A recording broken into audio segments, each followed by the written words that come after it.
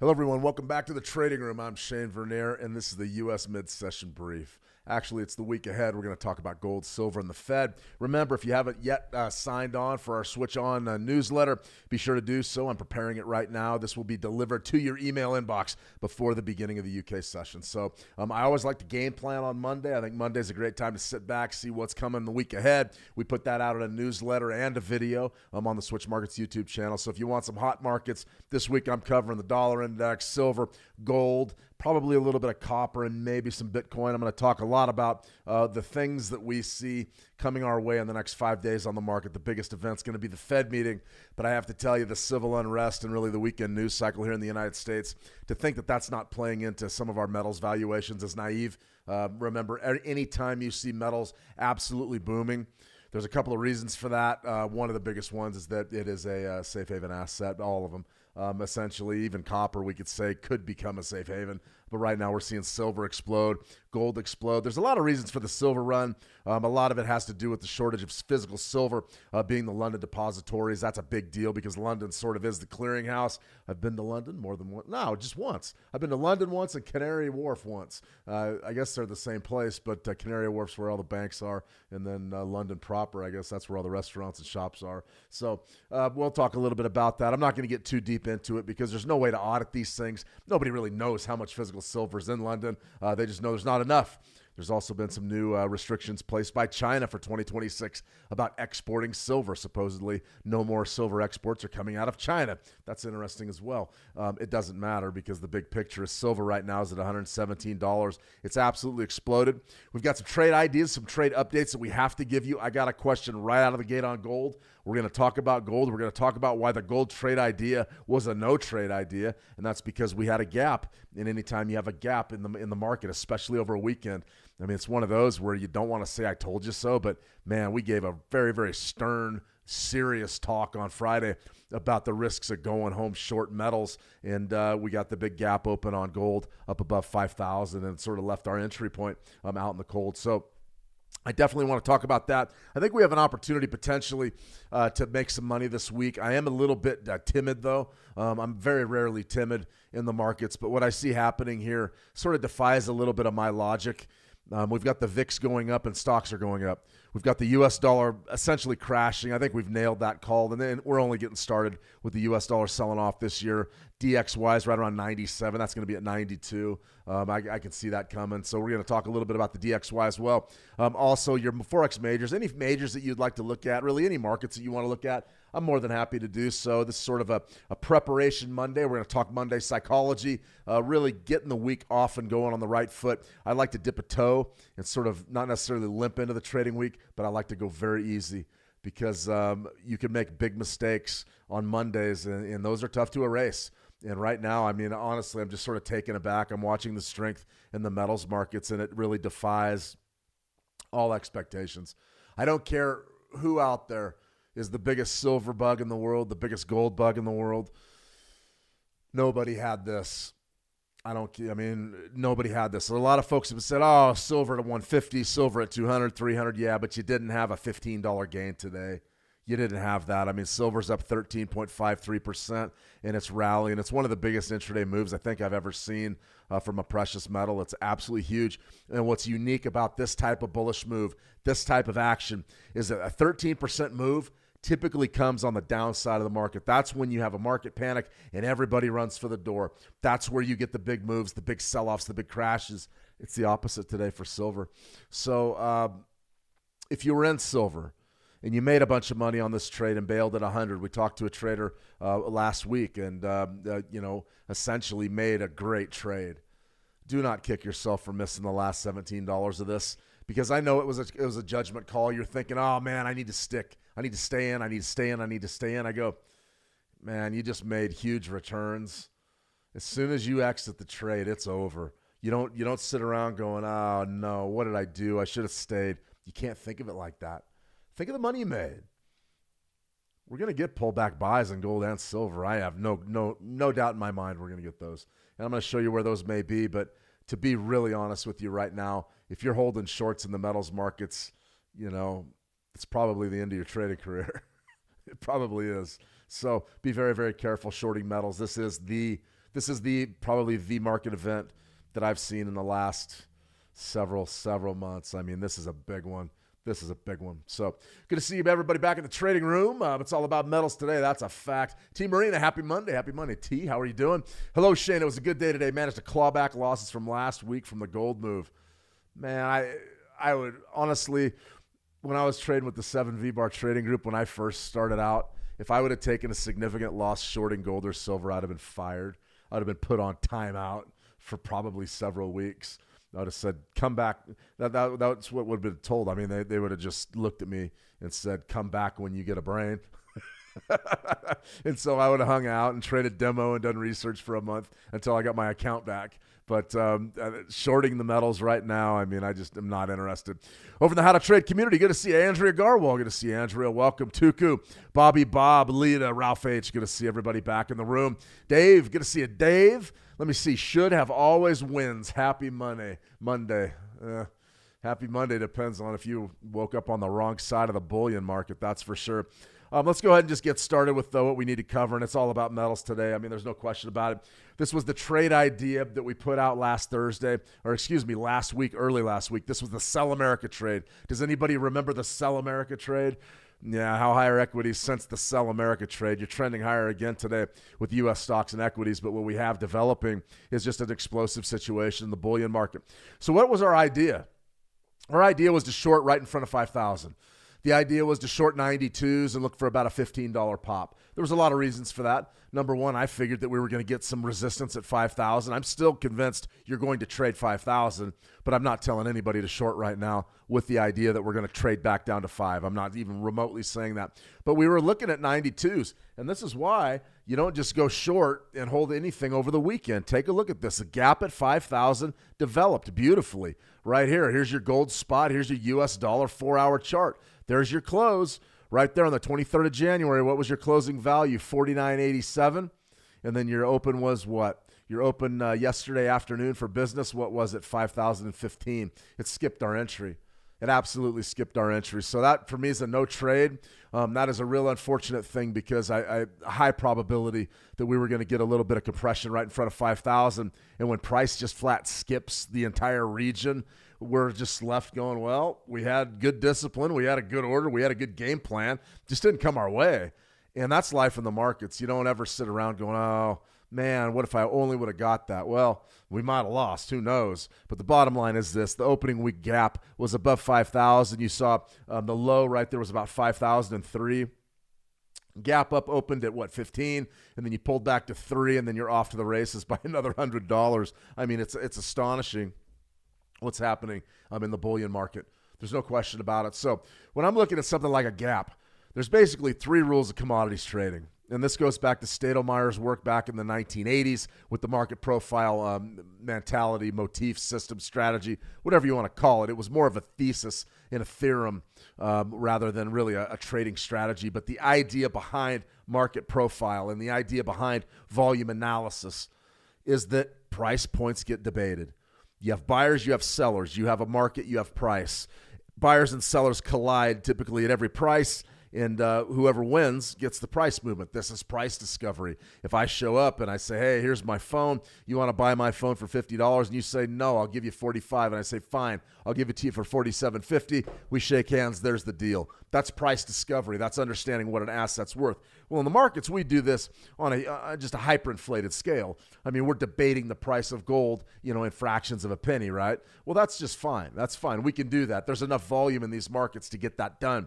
But when you don't trade a price point like a 5,000, typically that leaves a void. That leaves, it's sort of like reading a book, and then all of a sudden chapter 8's gone. You're like, oh, what the hell happened to chapter 8? Well, eventually you're going to have to find out where chapter 8 is and read it before we actually talk about how the book ends. For me, I look at a gap of 5,000 and I think of my three commodity rules, commodity trading rules. Gaps get filled, and gaps get filled. What the idea behind market profile is. And this was, I don't know if the guy won an economic Nobel or whatever they call that. There's a special award they give him. But the idea is very simple. We trade for a while at a price point, and then we jump. And then we trade and debate that price point, and then we jump. And we sort of trend. We trend up. We trend down. We establish horizontal areas of fair value, and then we move to another value area. That's what it's all about. That's what the market is. That is it. So when we see something like a 5,000, nobody traded 5,000. It was never put to the world, hey, what's $5,000 gold worth to you? Are you a trader at 5,000? Are you a buyer or a seller? What are you? That never happened. That was potentially an all-time high at 5,000. It was an area that was never debated. We went off the board on Friday. We came in Monday, and now you've got a valuation up around 5,089. Now, the volatility is staggering. It is staggering. I wouldn't be shocked to see brokers start going belly up in this environment. I think that gap up at 5,000, that cost somebody their house. Somebody was the wrong way on this market. They missed Friday's stream. They went home short gold, and it probably blew out their savings. Now, for me, I looked at that and I said, that's why you don't go home over the weekend short. That's prima facie evidence. We're talking about a close on Friday, a close of 49.8750. And you had an open on Monday of 5,015. That's a $23 gap. Now, if you're playing with any size at all, you can't weather a $23 storm, especially if you're selling maybe whole lots or multiple lots. Man, that's one that just breaks the bank. So looking at that, we say, okay, 5,000. Shane, are they going to trade 5,000 again? I would be willing to wager on it. Well, can I go short right now? And I go, phew. How do you take a short right now? Very difficult. There's only a couple ways that I would say take a short. And if you're serious about it, and there's a lot of you out there, there's a lot of traders out there that are going, okay, I'm going to short this thing and get the reversion. You could be right. I can show you a trade right now that everybody in the world is going to be executing. They really will be. If you're a rookie trader, if you're a rookie retail trader, you're probably looking at and considering this trade. Okay, let's go ahead and sell the market right now. Okay, we like the reversion back down to 5,000, right? Where do you think everybody's stop is? There's no doubt about it where it is. The high right there is 5,000 or 51.11. You know that's where the stop losses are. What typically happens in a market before you get your true move? Okay, we moved up above 5,100, and now we're getting the selling. What probably happens? You're probably going to get run up here before you get the big reversal. Could the big reversal come right now? It looks like it's coming. I mean, we're coming off in a big way, right? In my view, you can't really hold shorts. So if you're serious about shorting it, that's one way to approach it. You can stop yourself out up above that all-time high and look for some bearish pressure. There's enough volatility in here where you're probably going to get paid off something. But if you're wrong and the price decides it's going to bounce and trend against you again for the 58th time and through the last 3 months, you're probably going to lose. I would view any shorts on the precious metals market as being excessively, extremely high risk. We've got to see some confirmation up here. We've got to have a way to manage our risk without getting absolutely destroyed taking a gold short. So what could that possibly look like? Well, I mean, I always lean on the 920 EMA when I'm talking positions.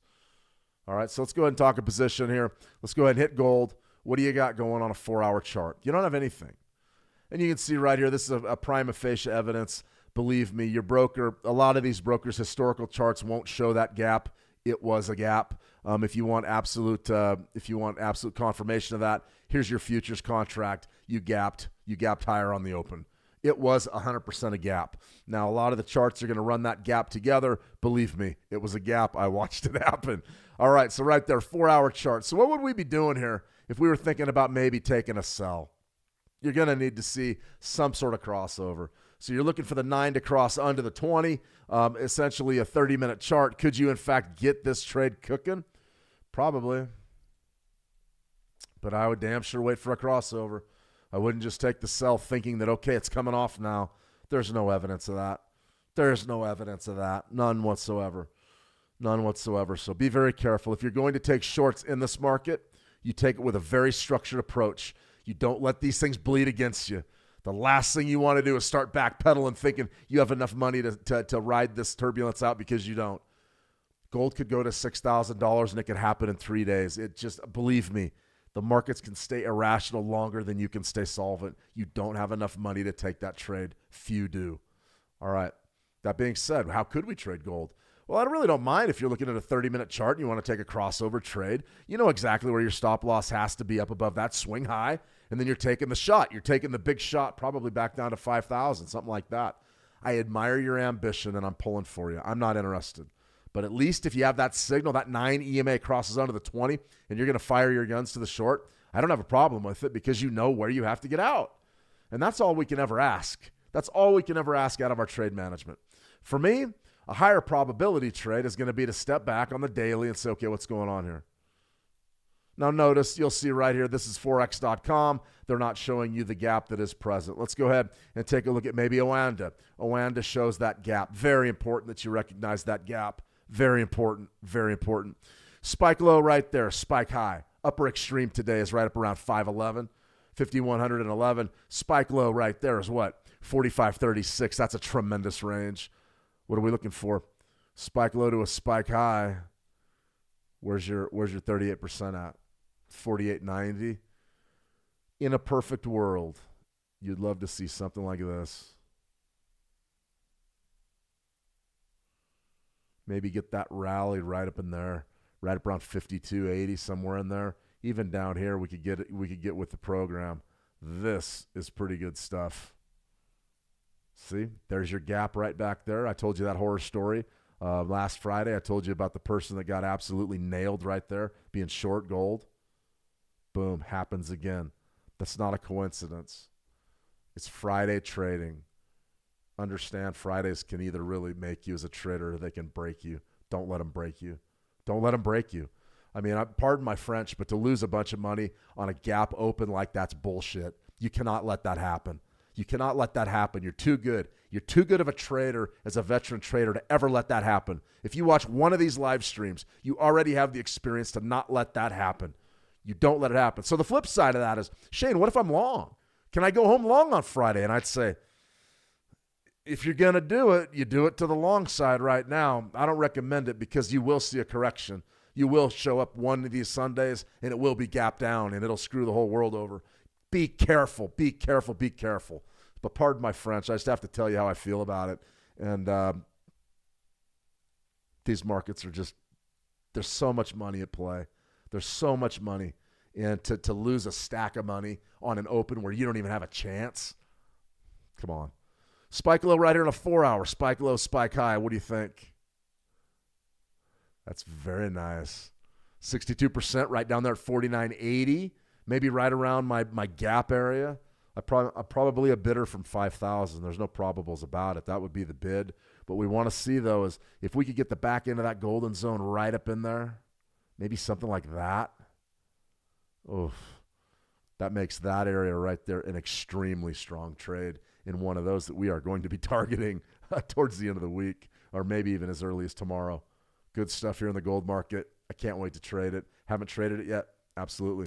So you definitely want to be watching for those things. We got some questions out there in YouTube land. A bunch of questions. Okay, great. Let me see. Lebo, I used to trade metals, but now I trade energies and indices. Nothing wrong with that. Metals are crazy. Like I still remember the significant loss I took on an intraday basis last August. That one hurt. But there's a lot of money flying around in metals right now, and that's essentially where the big guys are playing. That really is. Let me see. Peace. What's up, Jason? How you doing? Let me see. T. Marina Shane, I noticed my Oanda overnight fees are higher for short positions than longs. Do you know why that? Why and or what makes up those differences in cost? Yeah, those are your swap fees, T. And that's essentially what the brokerage is going to assign, and it has to do with your exchange rate. So if you're looking at gold to the U.S. dollar and you're actually holding that position, you're probably losing value in the U.S. dollar as opposed to gold. So gold's going up and the dollar's going down. So essentially they're going to bill you for that difference. I know it's not very clear. It's called swap rates. We do have a swap rate calculator over at Switch Markets if you want to figure out your swap fees. So something like this, we can just go right out and take a look at it. You go over here, you go into resources, or actually tools, might be view all trading tools. Yeah, it was right there. It's under a lot size calculator, but something like that, Forex profit. It's called a swap calculator. I just made a video for it, actually. Yeah, right there, Forex swap calculator. So if you were looking at something like this, you would choose your instrument. I don't know, what are you holding, XAUUSD? Typically, it's for currencies, but what they're doing is they're billing you to try to make up for the difference between the U.S. dollar losing a little bit of steam against gold, which I understand it's denominated. The gold's denominated in dollars, but what the broker's doing is they're just adding in their little secret sauce. This is what it's going to cost you to hold a gold position. So it's something like that. As far as that, well, that's not just gold. I noticed my Oanda overnight fees are higher for short positions than for longs, and that's just the exchange rate.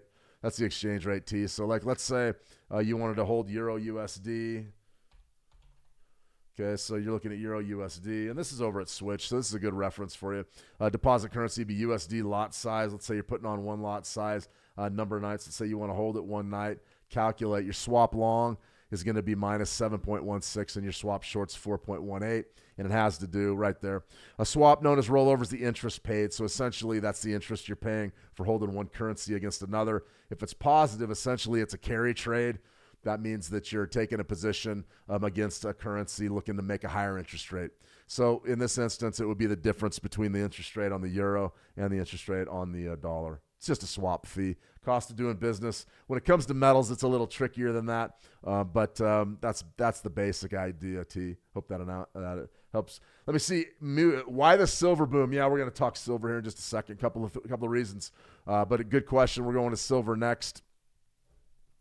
Let me see. Nico, how do you tell with such confidence where the stops reside? Excuse my rookie question.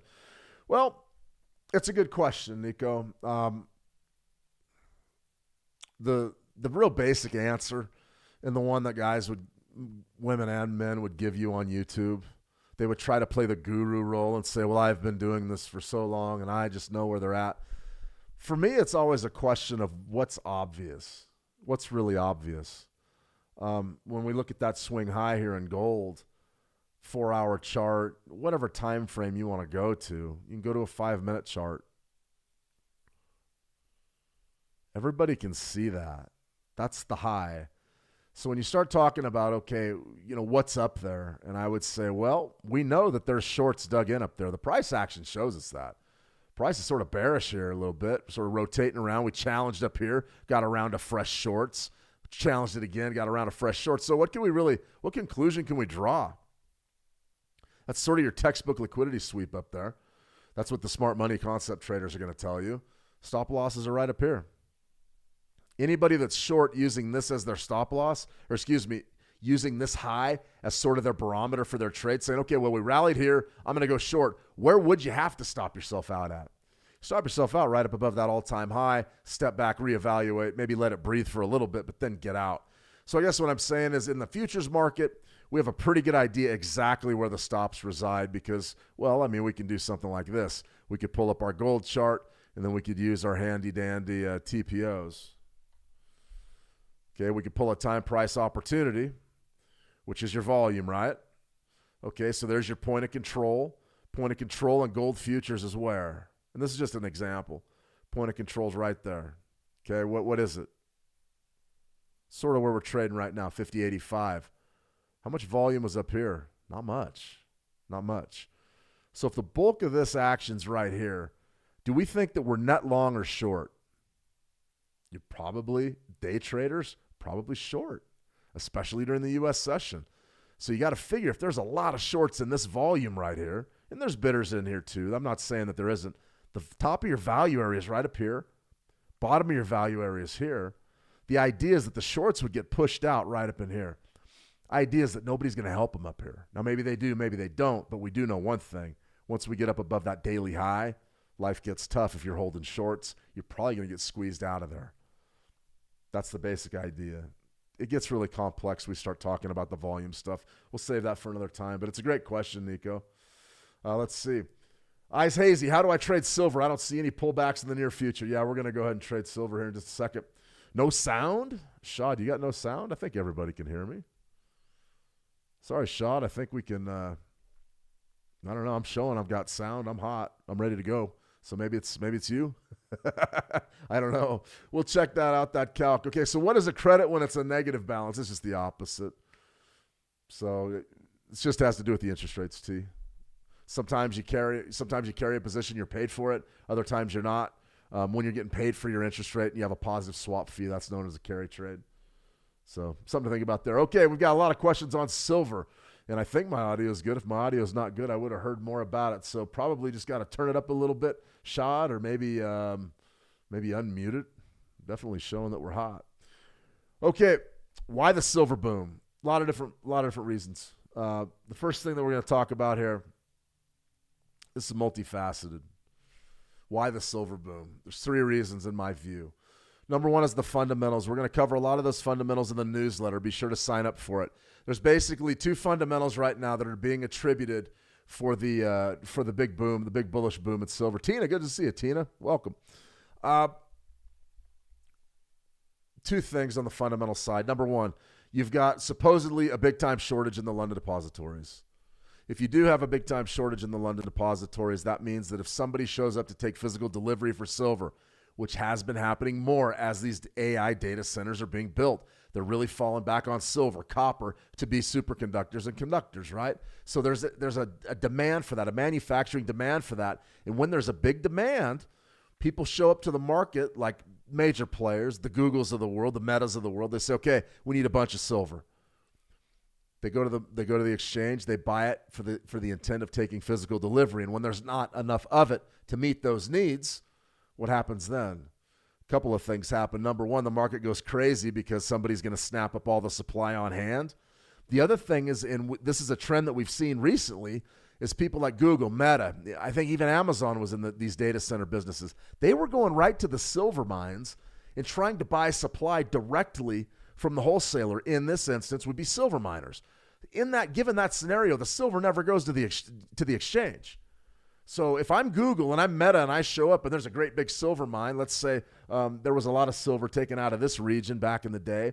Let's say they go up to a place like Anaconda and they say, okay, you've got some silver. It's not a huge mine, but we want to buy all of your supply for the next 10 years. Give us a price. That means that silver, that physical silver, is not going to go to the exchange, which means your London depository all of a sudden isn't going to have as much silver to start fulfilling orders of people that are taking physical delivery. So what's that going to do?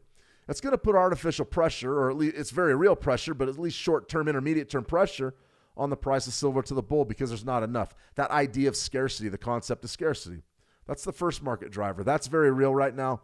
Feel free to Google it, ChatGPT it, research it. There is a shortage of silver in the London depositories, and that's the hub for metals really worldwide, both gold and silver, at least at the moment.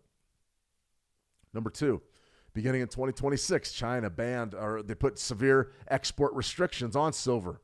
So all of a sudden, there's no real silver coming out of China hitting the global markets. That also contributes to that idea of scarcity. How about this? And this is sort of what's interesting. This is what we're going to cover a lot in the newsletter and in the video, the Hot Picks video this week. What about the U.S. dollar? U.S. dollar is tanking right now. We're off about 0.5% with the DXY. This is our DXY chart. Always remember this. As the dollar goes down, your other things are typically going to go up. Your risk assets, your stocks are going to go up. Crypto, probably going to be pretty strong as well. Metals are a huge beneficiary. Think about what's happening when a dollar loses its power. Basically, everything else is more attractive than holding dollars. So the investment money is flowing out of the dollar, and it's flowing pretty much everywhere else. That's why you can see that we have a VIX, a volatility index that's flat, and you're starting to see a significant rally here for a Monday on Wall Street. So stocks are up, metals are up, energies are down. I think this is the new world. This is what we're going to see in 2026. And it's all predicated upon the dollar falling. So you ask me, why is there a silver boom? The physical end of it, definitely. But everybody's known that. It's no surprise today. What about, what happened here? I can't move my mouse. Hang on a second. All right, that still works. 1 minute.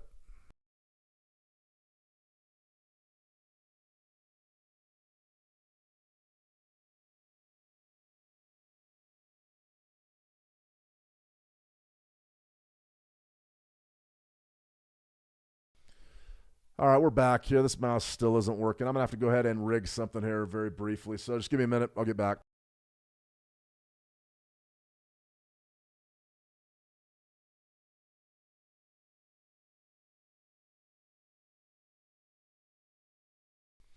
Okay, we're back. Technology, huh? It's a lot of fun, especially when it gets cold up here in Dillon. It's about 0 degrees here. It's 25 now, but it was 0 earlier. Typically, all the electronics go crazy.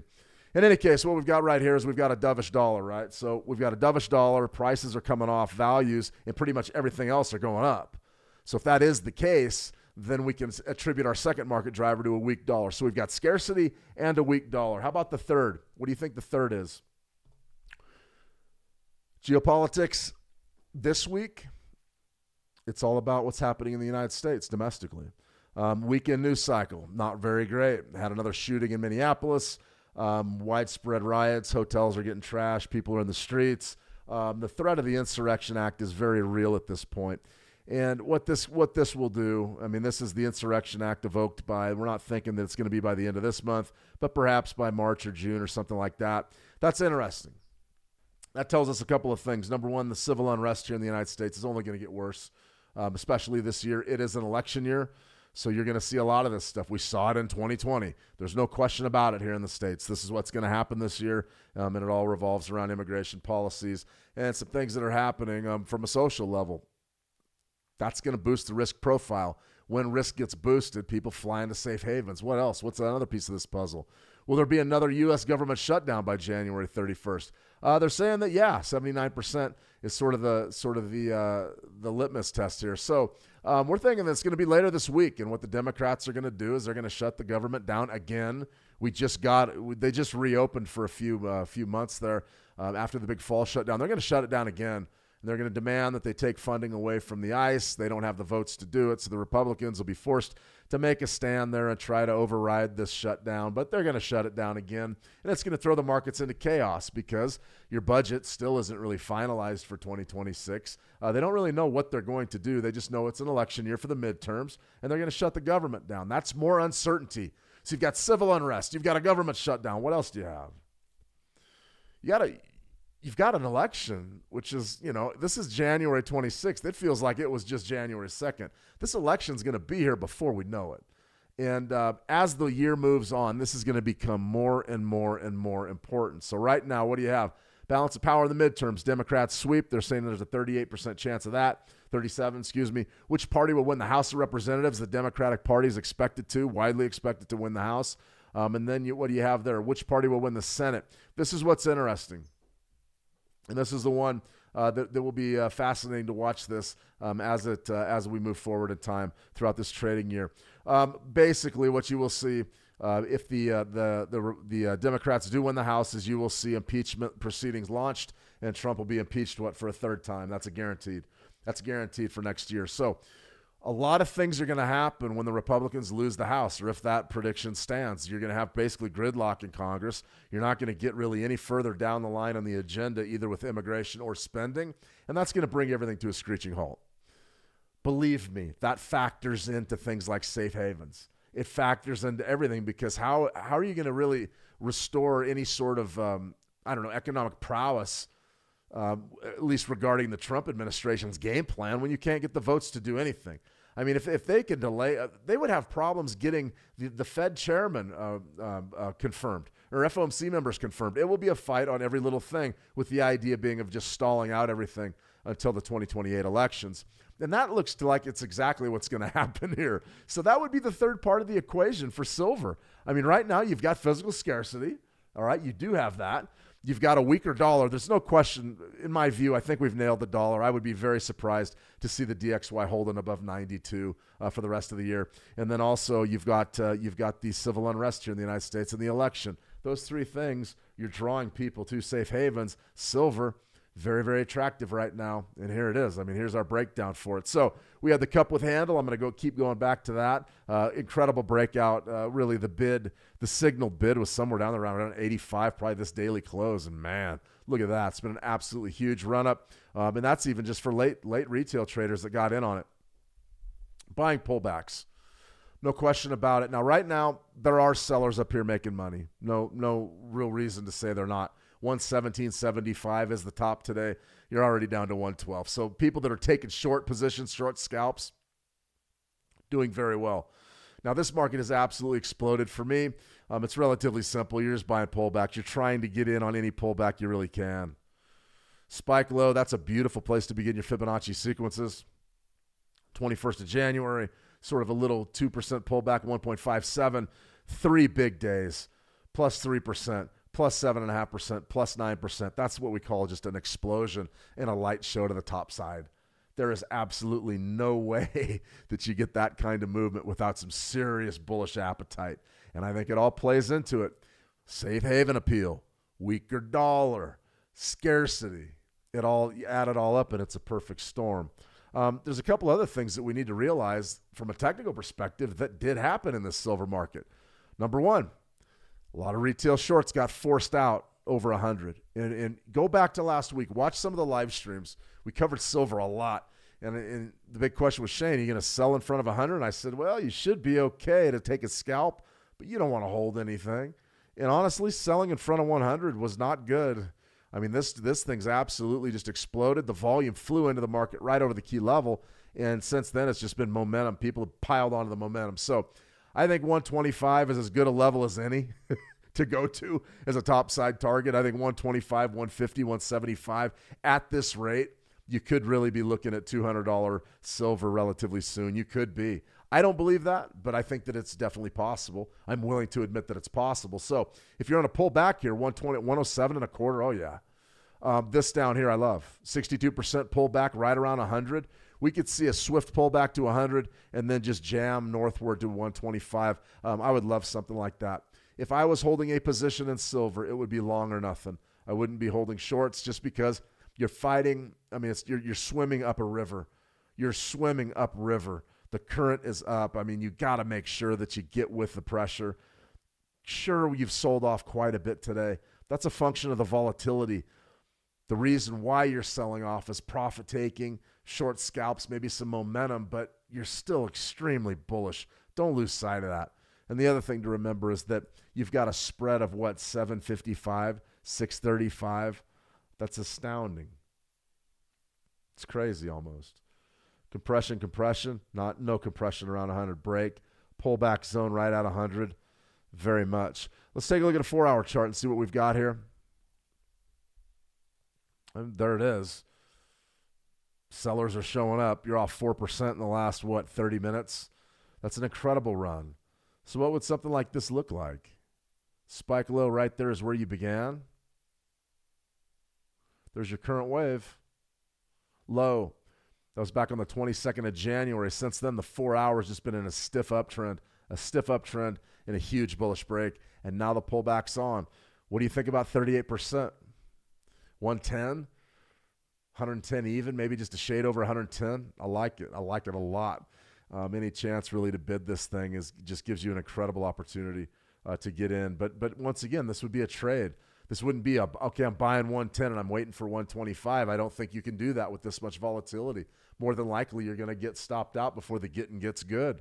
So to me, 110, I probably would be looking for a return, maybe up there to 111, 111.50. Remember how silver's priced. It's much more granular than gold. I mean, we're dealing in fractions of a cent.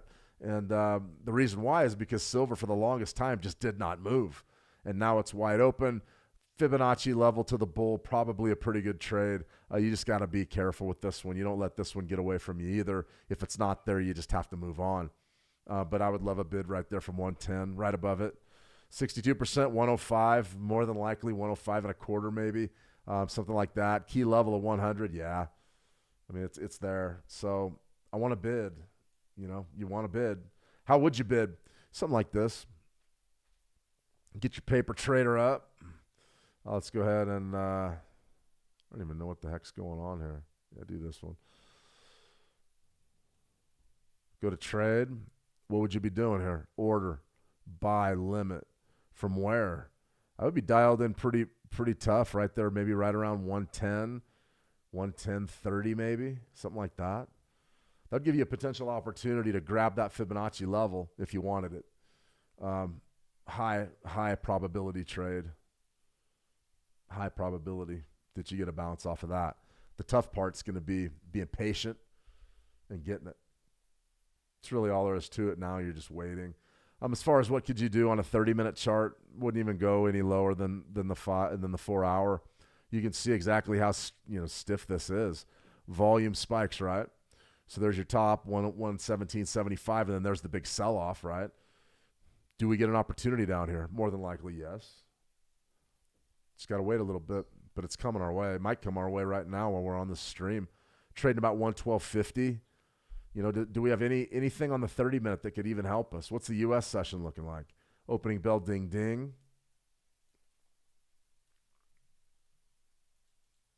Not really. You could extend down to this trough low right after durable goods. We haven't even talked durable goods orders. You'll notice that 62% worked perfectly. Maybe right around 110.44. Maybe that would be sort of an area that you want to get around. 110.50, 110.55.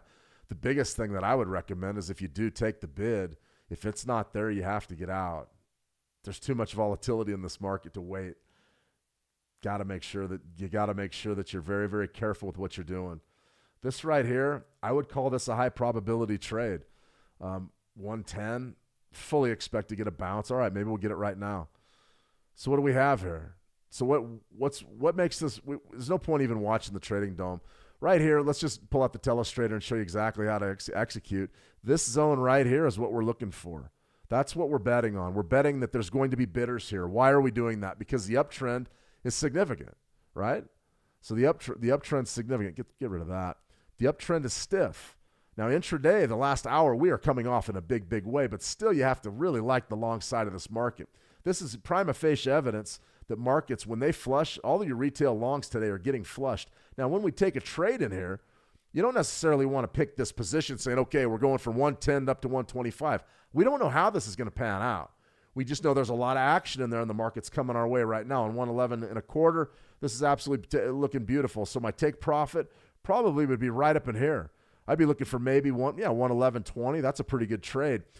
On the downside, what we're looking for, a stop loss, is we're going to let this thing develop right in this zone. My line in the sand has got to be right around 110 even, something like that. And if it does, in fact, blow past us, then we've got to be smart enough to get out of the way. So let's take this right down to, say, a 1-minute chart and see what price is looking like. Essentially, this is our trade.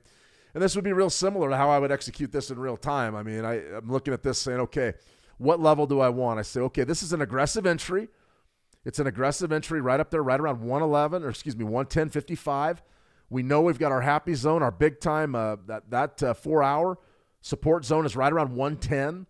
My 30-minute current wave, 78% retracements, right around 110. So I want this area right in here needs to react in a very, very bullish fashion. We're only going to give it maybe a minute, maybe two.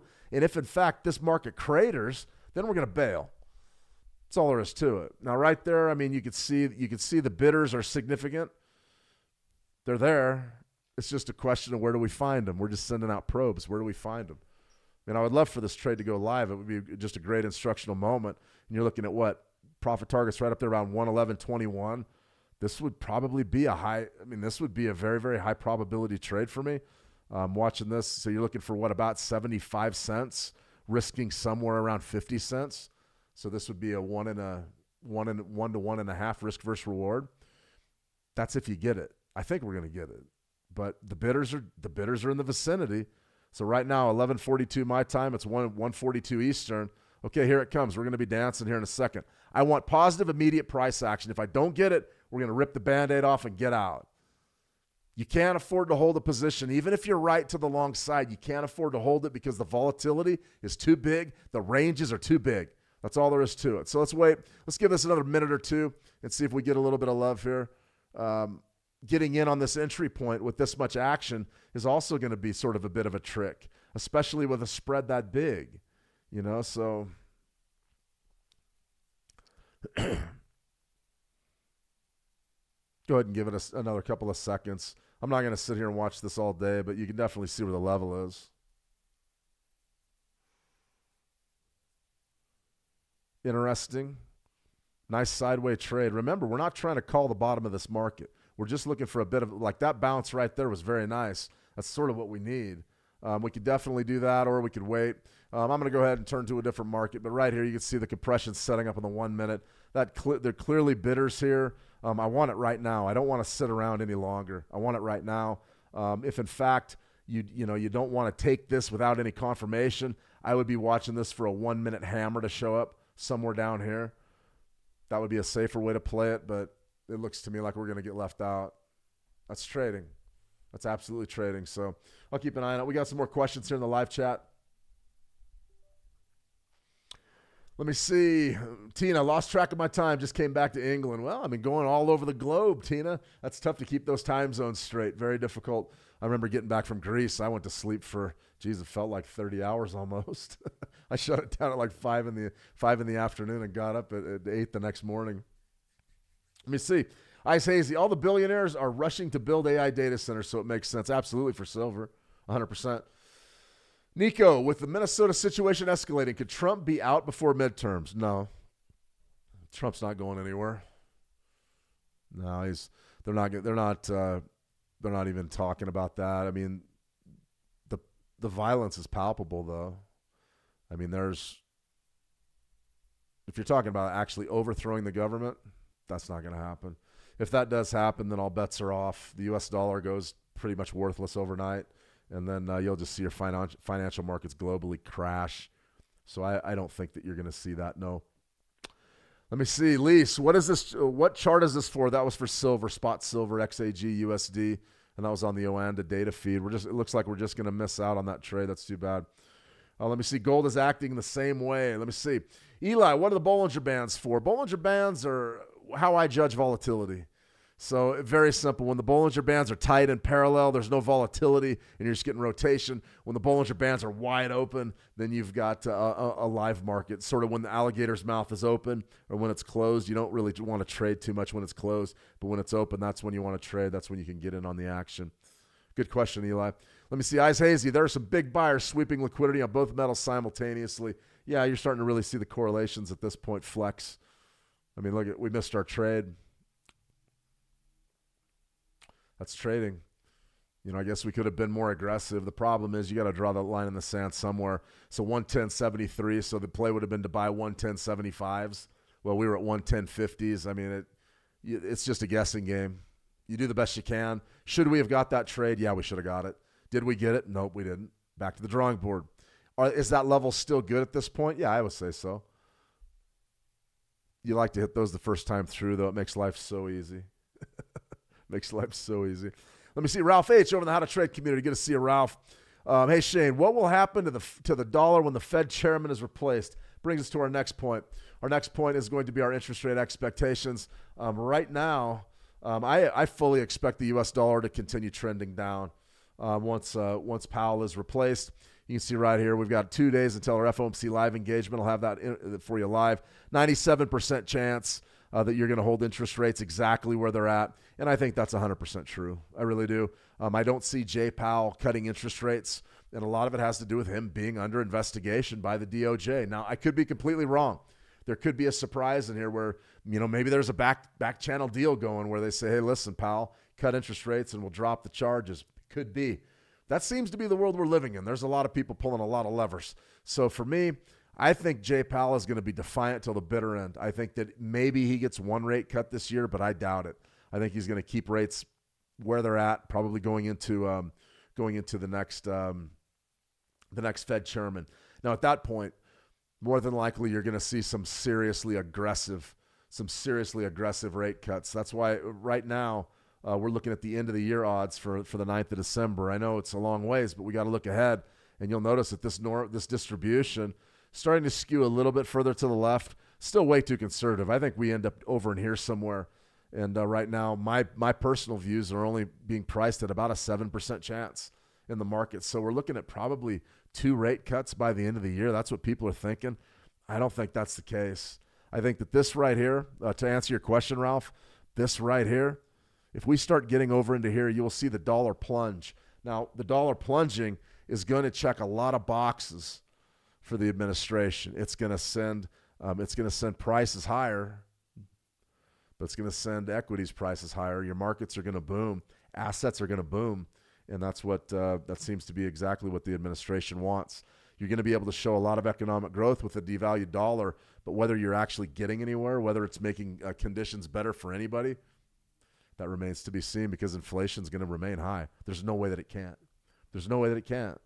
So to answer your question, Ralph, when the new Fed chairman comes in, I'm looking for big rate cuts right away. And if they're not going to do that, then they won't get the job. All right, a couple more things we need to cover here. I didn't really do much. This thing's on the fritz again. Yeah, I've got a short here. Hang on a second.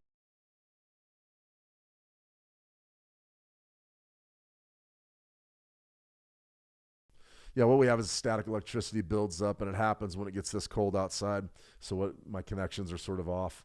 All right, my mouse is back. All right. Here we go. In any case, a trade update. I do want to go ahead and touch on this one, and then we'll sort of wrap this stream up. We covered a lot with a lot of food for thought today for a Monday, but Bitcoin. We were looking at about 85 and a quarter, somewhere down in there, and pretty darn good trade. We just didn't quite get elected. You can see our monthly chart. We pulled off very, very close. Our monthly low now is right around 86. So we missed it by about $75. Some 750. We were very, very close on this one. We just didn't quite get elected. So I'm still watching it. This should have been a pretty easy clean. You'll notice our entry points right down here somewhere. And what did we have? We had a low, and then we bounced up and sort of hit our take profit, but we just didn't quite get elected. So I'm still watching that Bitcoin. I think that's a very good level. The bidders are there. We just got to wait and see how it unfolds. Here's the schedule for week 4. Durable goods and T-bills came through today. Tomorrow, CB consumer confidence. Wednesday's the BOC and the Fed rate decision. I will have a live, FOMC live. We'll have all the coverage for you there on Wednesday. We'll also trade it live as well. We've also got Thursday initial jobless claims. I wouldn't worry too much about that. We've got a live trading webinar scheduled for Thursday, and we're going to talk about how to trade metals. We're going to talk about how to trade gold, silver, and copper on that Switch Markets live webinar series. Be sure to check that out. We'll have the link in the newsletter for you, so you can actually just turn your notifications on and don't miss that no matter where you're watching us. And then also Friday, US PPI. PPI is interesting because it's still out on sort of a disjointed schedule due to last fall's government shutdown. So we're watching PPI closely. I think you're going to have an opportunity there probably to make some pretty good trades later in the week. I'm sort of skeptical about what we're seeing right now. I really am, but you just can't deny what's happening in the markets. You can't deny it, and it's really, really explosive, especially in metals. So as far as our fundamentals for today, durable goods came in at 5.3%, well above expectations. That's a preliminary figure. That shows that economic growth is really there. I don't believe any of these numbers coming out of last fall. I think that the books are suspect at best because of the government shutdown. So we're going to wait and see how some of these trends play out. The 3 and 6 month T-bill auctions, you'll notice that yields went down yet again.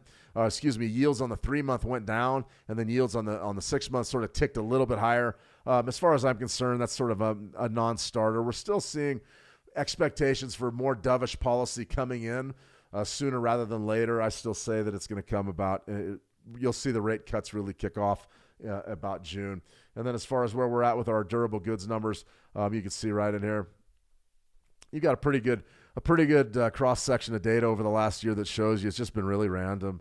So really a significant build there. We may come back with a negative figure next month. It's really difficult to tell. We just don't know. So, all right, everybody, that was a good look at your metals markets. We really unpacked them. As far as our silver trade goes, we just missed it. That's exactly the one that we wanted. Now we're trading up around 112.15, coming back our way a little bit of intraday selling. I didn't cover copper. Let's go ahead and cover copper real fast. Copper's interesting.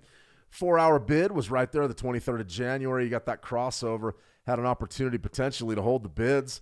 That was one of those trades that's panned out to be pretty good. I mean, we're right up around 6. We sort of broke copper down last week.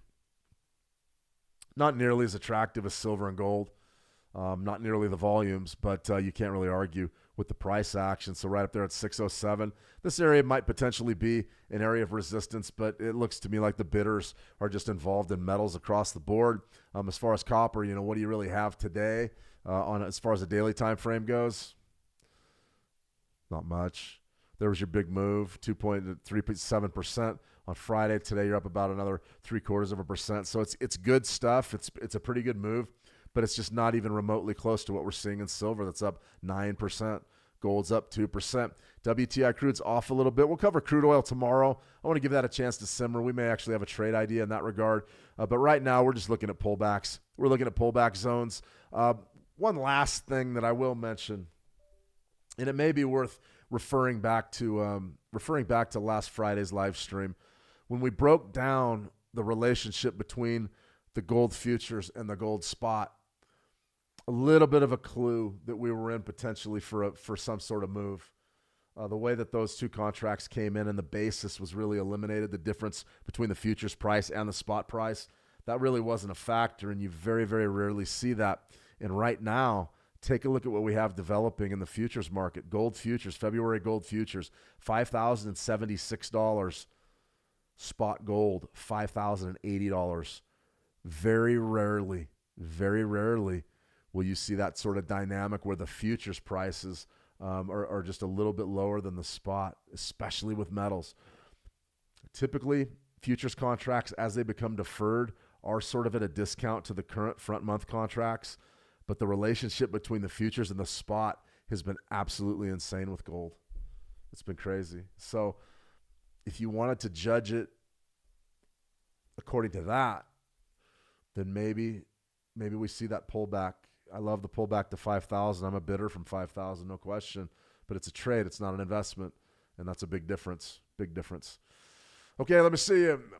Nico, nothing on Forex. Well, we covered the U.S. dollar. So, I could pull any Forex pair you want. I'll do one more market if you guys want. As far as commodities, though, metals today are what we needed to cover. That's what's rocking and rolling. As far as the Forex goes, there's a lot in there, but what do you want to look at? I'll tell you what. We'll look at, I'm not going to look at any majors. Let's look at, this is the one that beat us earlier this year.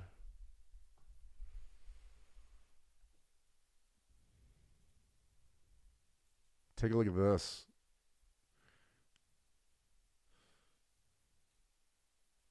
This was sort of our short trade. We were looking to get short. Look at what happened to the Aussie CAD. Absolute explosion.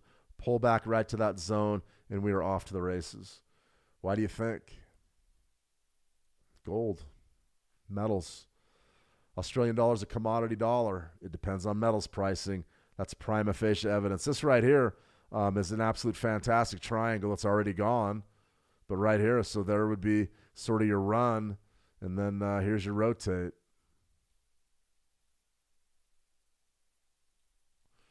Run, rotate, break.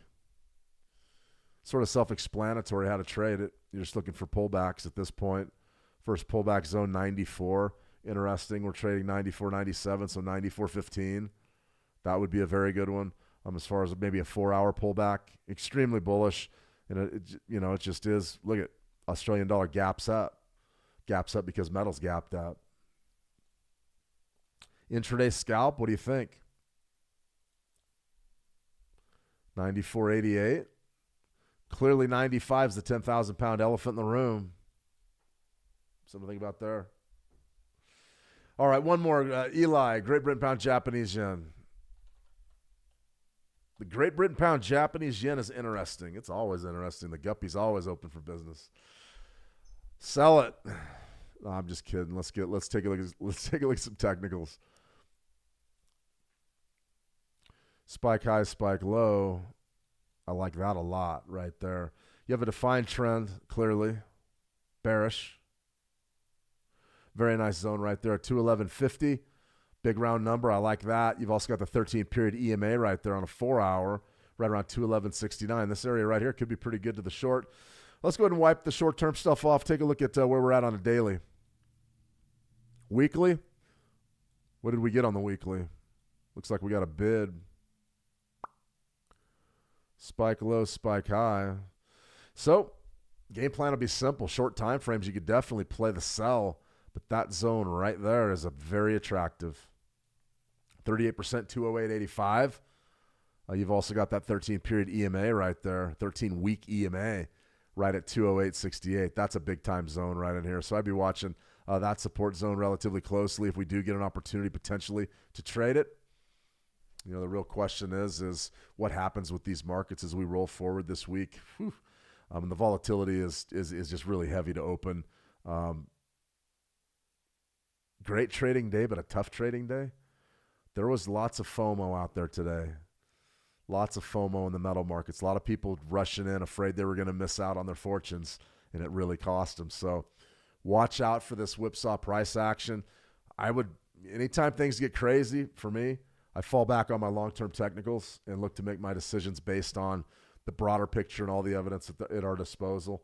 So for me, I'm looking at that Great Britain pound, Japanese yen. Yeah, you could probably sell. You could probably sell on a 4-hour time frame, just more of a modest type of a profit target, essentially. On the longer time frames, like the weekly, 208.85, 209 even. Probably maybe a pretty good late week trade. Who knows? Might get that during the Fed. Might be a great pair to trade during the Fed. All depends.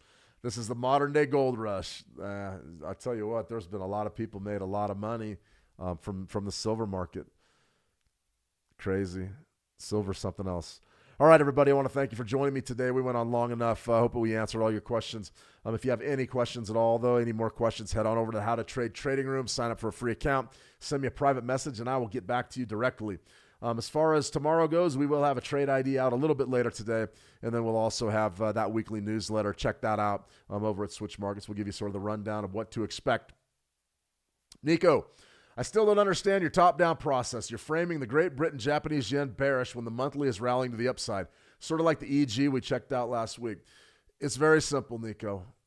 On a short time frame, I don't care if you're long or short. On longer time frames, that tells us what's happening in the market. So for the Great Britain pound Japanese yen, it's bullish. But it's also important to understand that for the past 4 weeks, it's been sort of rotational right around that point of control is 212. So what I'm saying is if you're going to trade that thing on a 4-hour chart, a 30-minute chart, or a 5-minute chart, and your technicals line up to sell, you're free to sell it. What I'm saying is there's also a hell of a support zone down there around 208.85 where I would much rather wait and buy that thing with the macro trend. Very, very different things. Intraday trading, of course you can go against the trends if you want to. The key is just having a stop out point. But the longer term trading, right now I probably on a weekly time frame, I wouldn't tell you to sell the Great Britain pound Japanese yen. I wouldn't even be looking at it. Because my stop loss would have to be up over those highs, those spike highs at 215-ish, selling 211s for maybe a shot at 208.85. It doesn't work for me. So the idea here, Nico, is very simple. We go through multiple time frames. I can be bearish on a short time frame and bullish on a longer time frame. What makes those trades different is your risk versus rewards, your stop losses, maybe your sizing. I would size my weekly trades on my weekly support zones much, much higher than I would size on a 5-minute support zone. Stay fluid with your thinking. Don't cut your thinking off. Don't cut it off. Say, hey, listen, just because, I've got a position long going and I'm confident in the long side of this market, maybe you're looking at a 1-minute chart or 5-minute. You can still sell that. You can still grab it. These guys, these are the folks that I learned from. The pit traders were the guys that were like, yeah, I would take a position in the morning, but I would scalp all day long.